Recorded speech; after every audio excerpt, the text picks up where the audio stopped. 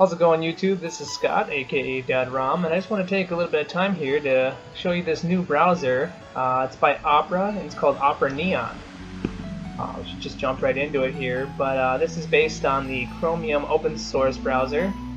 As you can see, we'll go to the About Me area here. Here, check out some of the settings here. And as you can see under the About, we are under version 10.2459.0.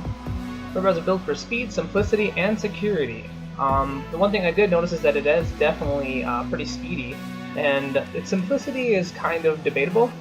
But like I said earlier, this may be possible by a Chromium open source project and other open source software. Interesting, as you just saw there was a bubble menu, no longer any tabs. So as you open up your web pages, they become little bubbles in the bubble bar, which is my new name for it personally. There's also an interesting feature about the bubble bar here too, is that as you revisit certain tabs, it's supposed to float to the top based on how often you visit it, but it's not seem to be doing that. Keep it open here.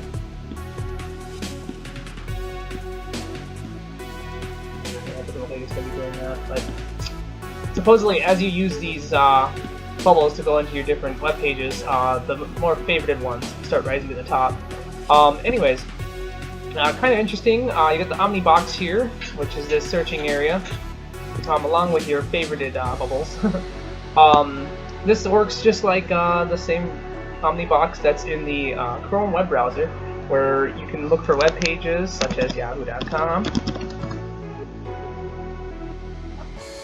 There you go. And it pulls it right up for you. But you can also do other things. So let's say like calculations.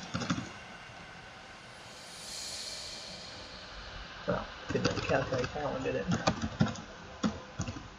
There we go. And let's give it a simple one. Oh. Well, anyways. Some other nifty features, like I said, this favorites area, you can modify it any way you please. So let's say, well, let's see here, I want yahoo.com again. So just by putting Yahoo, it actually pulled it up. But I can drag this down into this little favorites box here, and now it's in there. A lot of eye candy, as you can see, a lot of weird gravity and physics going on there. These are editable, so you can take them away, and they kind of poof away in a cloud of smoke there. I think that's actually kind of cool. Other than that, I see it kind of debatable, like I said earlier. But because of this bubble bar here, you don't get a whole lot of screen real estate, as you can see. Web page real estate, I mean. So the web pages are coming up a lot smaller. That favorite thing still isn't working. But anyways, there's a couple new features over here on this left toolbar. You got this add a new window kind of thing. It brings you right back to your Omni box. You got this player right here. This is more for like YouTube videos or any other kind of videos that you could think of. Just gonna pull one up here real quick. So while this is running in the back. Verizon customer service. I have a contract with you that says I can't go over my data limit. And it's still gonna continue playing. And then you can go Let over me here. pull up your information. What are you going to do? You can actually pull it up to a little mini screen for you. And it is draggable, you can bring it anywhere you want. Looks And like you did. you can resize Go over it. your limit this month. Why could I get So you can continue on your browsing Do your overages. while you're Taxes. watching your videos. So that's kind of a neat little feature. I know there's been several times where, I've been trying to do stuff like that. A lot of browsers, they don't really offer that. But something that's kind of interesting too is they have this snap gallery. So you can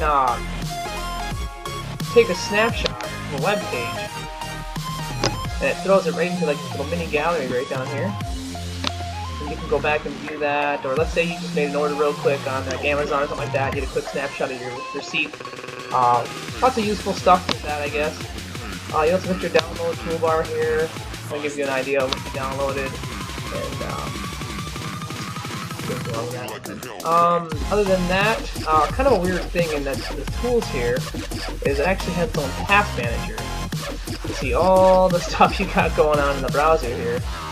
which is really kind of weird to see in a browser. You would think you'd pull it up on your computer here, but I mean, it's kind of cool. You could just kind of kill them off as you go. End them all. Oh, I think that's kind of weird though. I did that. Like a Hellcat. That was interesting. Well, you know, on the downside, I mean, this is in beta phases still, so it's gonna have some little flaws here and there. But for the pros, definitely it's pretty fast at loading web pages. You can also modify your favorites there, like I mentioned. Some good visuals.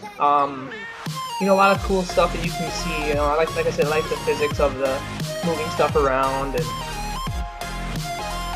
another positive thing is that there's that player in the toolbar there. That's a lot of fun. And if you know, especially if you want to watch like a video while you're web browsing. I'm still trying to figure out why my favorite tabs weren't moving up like they were supposed to. There's a split screen option on here. Now we can see where that can go. Right in here somewhere. Oh, there you go. At the top there, you got show and left view, show and right view.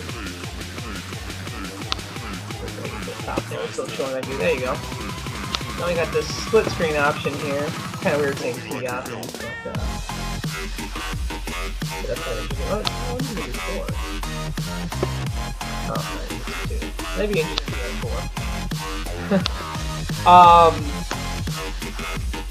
like I said before, though, the video pop-out, which comes with that player option there. There's also the fact that it's adjustable, and the Omnibox here is really cool. You know, you can just kind of do your Google search. Instead of going to Google.com, you can say, you know, hey, how to change my oil, and it basically pulls the Google search for you, as opposed to having to go to Google.com. Kind of the same aspect as the Chrome browser has. On the downside though, no tabs. Instead, you got the bubble menu over here, which can be kind of a pain in the butt. I mean, especially like I said, since the web pages come up a little smaller. The damn favorites thing ain't working either. You know, smaller window real estate for the web pages, and the split screen also makes it even smaller.